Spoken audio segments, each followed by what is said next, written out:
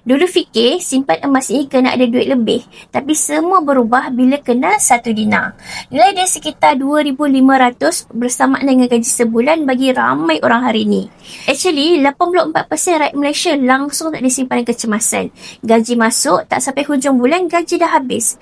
So, bila berlaku kecemasan, terpaksa meminjam-minjam, guna kad kredit ataupun tangguh keperluan penting dalam hidup kita.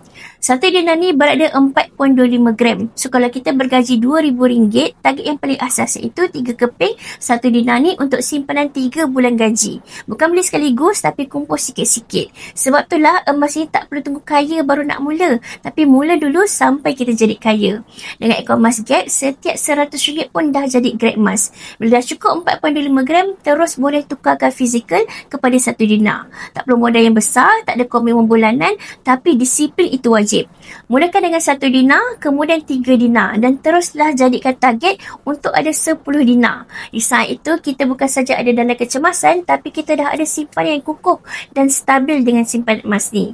So, nak mulakan simpanan emas, boleh isi borang siap dekat bawah tu ataupun DM untuk Fiza bantu dan bimbing langkah yang betul untuk tuan-puan mulakan simpanan emas.